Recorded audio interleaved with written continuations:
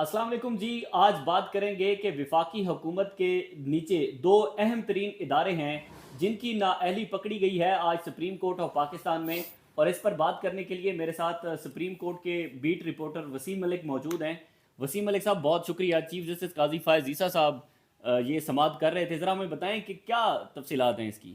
अच्छा देखिए, सबसे पहले तो चीफ़ जस्टिस काज़ी फ़ायज़ ईसा साहब की जो एक शख्सियत है वो तज़ादात से भरी हुई है, और आज भी कुछ ऐसा ही हमें कमरा हम्म। अदालत नंबर 1 में उसका नज़ारा देखने को मिला जो हमेशा से होता है, और आज भी हम मायूस नहीं हुए।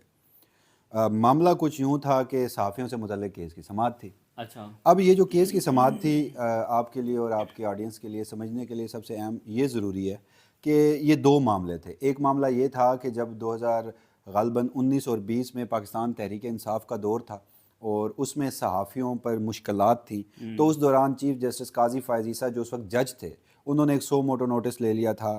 एक सहाफ़ी हैं अब्दुल क़य्यूम सिद्दीकी साहब, सुप्रीम बिल्कुल। कोर्ट को कवर करते हैं, तो उस वो वक्त बड़े क्लोज भी हैं काजी साहब के।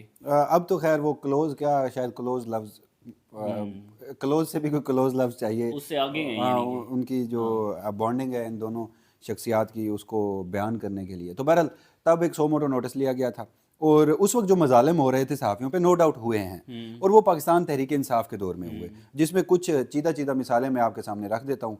सहाफ़ी थे मतीउल्लाह जान साहब, उन्हें अगवा किया गया। बिल्कुल। जो असद तूर साहब हैं उनके घर घुस कर तशद्दुद किया गया, और जो तीसरे नंबर पे अबसार आलम साहब थे, उन्हें उन पर हमला हुआ, जानलेवा हमला हुआ। और ग़ालिबन कोई दो लाहौर के भी ऐसे सहाफ़ी थे जो बाद में फिर इंटरम सेटअप में भी आए, और उन्होंने तो वो तमाम तर लग्जरीज़ को एंजॉय किया जो रियासत ने कुछ अर्सा पहले उनके साथ जुल्म किया था, और बाद में फिर उसका पूरा समर दिया। अब दूसरा जो मामला था वो ये था कि अभी हालिया तारीख में आपने देखा कि कुछ कोर्ट रिपोर्टर्स और सहाफ़ी थे, ग़ालिबन 115 टोटल तादाद थी, और उनमें जो 65 के करीब सहाफ़ी थे, उन्हें FIA की जानिब से एक नोटिस आए, और वो नोटिस JIT की रोशनी में आए, और उन नोटिस में था कि ये जो सहाफ़ी हैं ये अदलिया के ख़िलाफ़ एक मुनज़्ज़म कैंपेन का हिस्सा हैं। अच्छा। तो उसको जो सुप्रीम कोर्ट की मौजूदा प्रेस एसोसिएशन है उनकी जानिब से एक आइनी दरख्वास्त दायर की गई थी, और इसमें जो वकील थे वो सलाउद्दीन अहमद साहब थे। तो अब दो मामले थे ये वाले, एक यानी हालिया दौर में जो सहाफ़ियों के ऊपर हो रहा है, और उसमें सैर फहरिस्त नाम, वैसे तो 65 सहाफ़ियों को नोटिस आए, लेकिन उसमें असद तूर साहब और इमरान रियाज साहब का तो खैर तज़किरा नहीं हुआ, लेकिन वो भी गुज़श्ता मेरी नज़र में अगर अरशद शरीफ साहब के बाद इस मुल्क में हालिया तारीख़ में पाकिस्तानी सहाफ़ियों ने किसी ने सबसे बड़ी कुर्बानी दी है तो इमरान रियाज साहब का ऐसे ही है। उसमें दूसरा नंबर आता है। बाकी तो अगर 2-4 दिन की गिरफ़्तारी और लोग खैरियत से वापस आ जाते हैं। तो बहरहाल अब मौजू की तरफ वापस आते हैं। जब समाअत शुरू हुई ना, चीफ जस्टिस काजी फ़ायज़ ईसा साहब की टोन ये थी, अच्छा। और धीरे धीरे जैसे जैसे समाअत ख़त्म हुई टोन ख़त्म होती गई। समाअत शुरू हुई तो मुझे भी बज़ाहिर लगा, मैं भी कुछ लम्हे के लिए बेवकूफ़ हुआ, मुझे अपनी गलती का एतराफ़ करने दीजिए, कि मुझे भी लगा कि आज चीफ जस्टिस काजी फ़ायज़ ईसा साहब बुनियादी हकूक़ ना सिर्फ हम सहाफ़ियों को बल्कि पाकिस्तान की 25-26 करोड़ आवाम जितनी भी है, बल्कि जो अभी पैदा होने हैं इस साल, उनको भी बुनियादी हकूक़ दिलवा के छोड़ेंगे। अच्छा। सख्त लहजा था, IG इस्लामाबाद की बड़ी सरजरिश की, अच्छा। इवन के इस्लामाबाद पुलिस को यहाँ तक कहा कि आप जाहिलों से भी बदतर हैं, अच्छा। आप सहाफ़ियों को उनके ऊपर होने वाले तशद्दुद को, उनके ऊपर होने वाले वाक़यात की तफ्तीश ठीक से नहीं कर सकते। और फिर मामला रुका पता है कहाँ है? अटॉर्नी जनरल ऑफ पाकिस्तान की यकीन दहानी पर। अच्छा। और उसमें यूटर्न ये देखिए, जो जिन तज़ादात की मैं बात कर रहा था, उसमें जो पहले नंबर पे तज़ाद आता है वो ये है कि चीफ जस्टिस काजी फ़ायज़ ईसा साहब को आज याद आया कि अदलिया का कंधा इस्तेमाल किया जा रहा है, रियासत अदलिया का कंधा इस्तेमाल कर रही है। चीफ जस्टिस काजी फ़ायज़ ईसा को इसी मामले पे जो 29 और 30 जनवरी की समाअत थी, उस दौरान याद नहीं आया कि अदलिया का कंधा इस्तेमाल किया जा रहा है। उस दौरान तो हम सहाफ़ियों से मुखातिब होकर कहा कि आप इन नोटिस से घबरा गए हैं। हम सहाफ़ियों से मुखातिब होकर कहा कि हमें क्या पता कि ये जो नोटिस हैं ये हमारी वजह से आपको मिले हैं, मुमकिन है कि आपने कोई कत्ल किया हो, कोई चोरी की हो, डकैती की हो, जाएं FIA में तफ्तीश में पेश हों। अच्छा। आपके ऊपर कोई FIR तो नहीं हुई, ये तो एक प्रीलिमिनरी सी एक 160 की CRPC के तहत जो नोटिस जारी किए गए उसमें जाकर अपना मौक़िफ़ पेश करें। उस दिन चीफ जस्टिस काजी फ़ायज़ ईसा साहब को ऐसा कुछ नज़र नहीं आया, लेकिन आज उन्हें नज़र आया। उन्होंने कहा जी कि जो रियासती इदारे हैं, जो FIA है, जो पुलिस है, ये क्या कर रही है, ये हमारा कंधा इस्तेमाल करके अच्छा। और सहाफ़ियों की गिरफ्तारी कर रही है। तो पहला तज़ाद तो यहाँ नज़र आया। अब दूसरा तज़ाद जिसका मैं समझता हूँ, जो सबसे बड़ा यू टर्न था, जैसे मैंने आपको कहा ना, समाअत का आगाज़ यहाँ से हुआ था, यहाँ से हुआ। और फिर हुआ यूँ कि जब बारी आई उस हिस्से की जो काजी साहब का अपना लिया गया सो मोटो था, جو پاکستان تحریک انصاف کے ادوار میں صحافیوں کے ساتھ زیادتیاں ہوئی تھیں، اس پر چیف جسٹس قاضی فائز عیسیٰ صاحب کو مجھے بظاہر یوں کمرہ عدالت نمبر 1 میں لگ رہا تھا کہ جیسے جو اذیت ہے نا وہ ان کی روح تک پہنچ گئی ہے، اچھا، اور ان کے بس میں نہیں ہے وہ کسی طرح ان کے ہاتھ میں اگر ٹائم مشین آئے اور وہ ٹائم کو ریورس کریں، اور جب متی اللہ جان صاحب کو اغوا کیا جا رہا تھا تو وہ وہاں پہنچیں اور اپنا سینہ حاضر کریں اور کہیں کہ مجھے اغوا کر لو، متی اللہ جان کو میں نہیں ہونے دوں گا۔ اچھا، مجھے یوں لگ رہا تھا کہ قاضی فائز عیسیٰ صاحب کا بس نہیں چل رہا کہ اسد طور کی جگہ معذرت کے ساتھ کہ وہ یہ کہتے کہ میرے اوپر تشدد کر لو، اس صحافی کو ہاتھ نہیں لگانا۔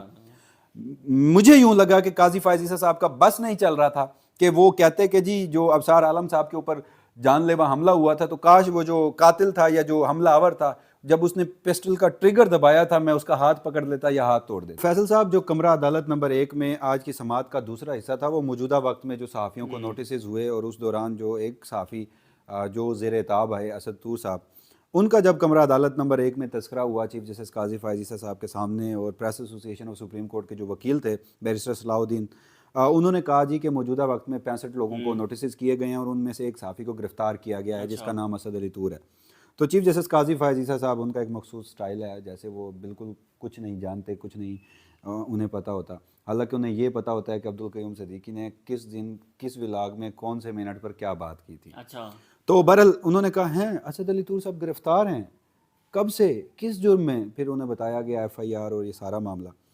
تو جیسے میں نے آپ کو بتایا کہ ان کی جو اذیت ان کی روح تک پہنچ گئی تھی پاکستان تحریک انصاف کے دور میں ہونے والے مظالم پر صحافیوں پہ، تو جیسے ہی موجودہ وقت کا ذکر آیا تو وہ بڑے دھیمے پڑ گئے۔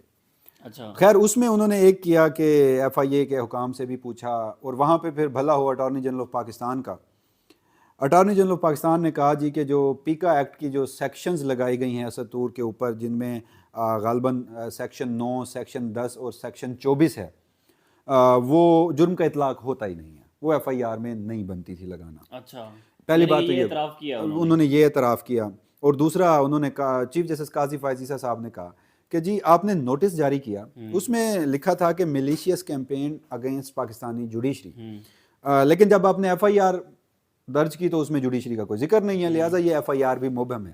اچھا، اب سپریم کورٹ آف پاکستان کمرہ عدالت نمبر 1، انصاف کی مسند پہ بیٹھا سب سے بڑا منصف، اس کے سامنے کھڑا ریاست پاکستان کا جو پرنسپل لا آفیسر تھا جس کا نام اٹارنی جنرل ہے، ایف آئی اے کے حکام، ان سب نے اس میلافائڈی انٹینشن کو نہ صرف مانا بلکہ ثابت کیا کہ یہ ممکن نہیں ہے، یہ غلط ہو رہا ہے اسد طور کے ساتھ۔ عدالت نے بھی اپنے فیصلے میں لکھا کہ ایف آئی آر مبہم ہے، اس کے باوجود بھی اسد علی طور صاحب اس وقت بھی اڈیالہ جیل میں۔ اڈیالہ جیل میں۔ تو اس سارے معاملے کے بعد نا جہاں پر ایک دلچسپ صورتحال اور پیدا ہوئی وہ یہ تھی کہ جب یہی معاملہ ڈسکس ہو رہا تھا تو اس دوران پھر یہ ہوا کہ متی اللہ جان صاحب اور ابصار عالم صاحب وہ روسٹرم پر پہنچے۔ متی اللہ جان صاحب نے کہا جی کہ میرے اوپر جو مجھے گرفتار کیا گیا تھا، صحافی ہیں شاہد میتلا صاحب، انہوں نے جنرل ریٹائرڈ قمر جاوید باجوہ کا ایک انٹرویو کیا اور بڑا ٹاک آف دا ٹاؤن رہا، ڈسکشن میں رہا، پروگرامز ہوئے، آرٹیکلز چھپے، سیریز آف انٹرویو تھا جو انہوں نے جو اپنے نجی پلیٹ فارم پر وہ چھاپا بھی صحیح اور ولاگز بھی کیے۔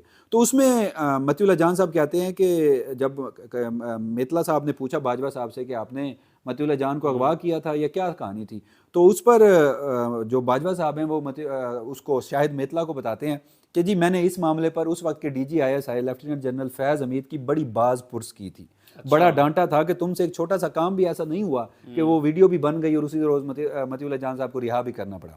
ابھی وہ یہ بتا رہے تھے کہ اسی اسنا میں جو ابصار عالم صاحب ہیں وہ آگے بڑھتے ہیں اور وہ کہتے ہیں کہ اسی انٹرویو میں جب میرے متعلق صحافی شاہد میتلا نے سوال کیے تو باجوہ صاحب نے بتایا کہ وہ جی ہماری کوئی فوج میں کوئی نچلے رینک کا ایک افسر تھا، اس کا کوئی ذاتی غصہ تھا اور اس نے اس غصے کا استعمال کرتے ہوئے ابصار عالم صاحب پہ گولی چلائی یا چلوائی، جو بھی کیا۔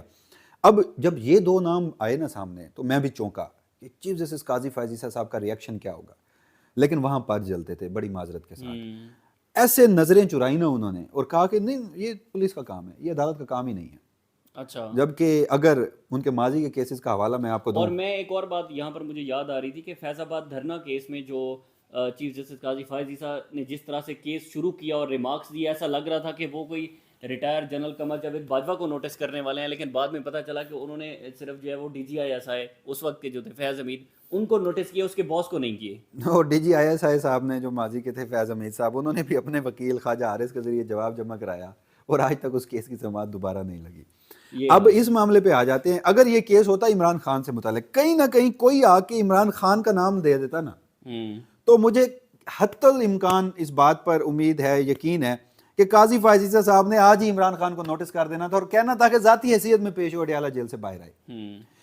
کیونکہ ماضی میں ایسا ہوتا رہا ہے، یہ میں کوئی ہوا میں بات نہیں کر رہا. یعنی آپ بیریا ٹاؤن عمل درآمد کیس کی سماعت کر رہے ہوتے ہیں اور آپ اخباری خبروں کا حوالہ دے کے 190 ملین پاؤنڈ القادر ٹرسٹ کیس میں نوٹس جاری کر دیتے ہیں کہ جی وہ جو برطانیہ سے رقم آئی تھی نیشنل کرائم ایجنسی کی، اس میں مشرقی بینک انوالو تھا، پاکستان میں نیشنل ایکسچیکر میں، اور اس میں وہ سپریم کورٹ کے اکاؤنٹ میں کیسے آئی، پورا فیصلہ کھڑکا دیا، سارا باؤنڈری سے باہر نکل کے اخبار کے ان تراشوں پہ. ہاں، لیکن آج نہیں گئے کیونکہ پر جلتے تھے. تو یہ وہ سارے معاملات تھے. اور بہرحال جہاں سے وہ میں نے کہا نا کہ ٹون یہاں سے شروع ہوئی تھی اور پھر وہ آہستہ آہستہ آہستہ ختم ہوتے ہوئے اٹارنی جنرل آف پاکستان کی یقین دہانیوں پہ ختم ہو گئی. اور یہ وہ اٹارنی جنرل آف پاکستان ہے. 9 اپریل کے بعد سے ان کا کردار دیکھا جائے تو پاکستان میں جو 2 سالوں میں آئین اور قانون، عدالتیں، سماج، سیاست، کوئی بھی طبقہ فکر لے لیں، کوئی بھی شعبہ زندگی لے لیں، اس میں جو پاکستان کی ڈائنامکس کو تبدیل کیا گیا ہے ریاست کی جانب سے، فوجی اسٹیبلشمنٹ کی جانب سے، اس میں اگر کچھ آپ کلپریٹس کا تعین کریں نا، اٹارنی جنرل آف پاکستان اس کے فیسیلیٹیٹر ضرور ہوں گے. ان کو ہر جگہ پہ ڈیفینڈ کرتے ہیں. اب اسی اٹارنی جنرل کی یقین دہانی ہے. اور اسد علی طور صاحب کو کہا گیا کہ 14 سے پہلے، جو ان کی 14 کو ضمانت ہے، اس سے پہلے ہم کچھ نہ کچھ کر لیں گے. لیکن یہاں پر آخری بات میں ایک کہنا ضروری سمجھتا ہوں کہ دیکھیے اسد علی طور صاحب 10 دن ریمانڈ پر رہے، اس کے بعد اب وہ جوڈیشل ہو چکا، اس نے جو اذیت کاٹنی تھی، آپ نے اسے جو تنگ کرنا تھا کر دیا، الٹیمیٹلی اس کی بیل ہونی ہے. تو آپ کیوں احسان کر رہے ہیں؟ آپ کسی صحافی پہ اپنا احسان مت کیجئے، آپ اپنا کام جاری رکھیے، ہم صحافی اپنا کام جاری رکھیں گے. اور آپ نے جو کرنا ہے ریاست کے جو ہاتھ میں ہے وہ ہمیشہ سے کرتی آئی ہے. مجھے اس حوالے سے 25 مارچ تک جو سماعت ملتوی ہوئی ہے، نہ اس سے کچھ امید ہے، نہ ان چیف جسٹس قاضی فائز. بالکل، وسیم ملک صاحب ہمارے ساتھ موجود تھے، لیکن اس میں حیرانگی کی بات یہ ہے کہ اسد علی طور کو تقریباً 3 مرتبہ جو ہے وہ اسلام آباد کی جو مقامی عدالت ہے اس میں پیش کیا گیا ہے. اور جب بھی ان کو پیش کیا جاتا ہے تو اسد علی طور کے سامنے جب صحافی ہم جاتے ہیں تو وہ ایک ہی بات کرتے ہیں کہ بہت شکریہ چیف جسٹس قاضی فائز عیسیٰ صاحب. یعنی کہ وہ سمجھتے ہیں کہ چیف جسٹس قاضی فائز عیسیٰ کی توہین کرنے پر ان کو جو ہے وہ گرفتار کیا گیا ہے، کسٹڈی میں ہے وہ. لیکن انہونی یہ ہے کہ آج چیف جسٹس قاضی فائز عیسیٰ صاحب یہ کہتے ہیں کہ جی واقعی اسد علی طور صاحب گرفتار ہیں، ان کو تو نہیں پتہ تھا. بہرحال یہ کچھ اپڈیٹس تھی، جو بھی تفصیلات ہوں گی آپ کے ساتھ شیئر کرتے رہیں گے. ہمیں اجازت دیجیے، اللہ حافظ.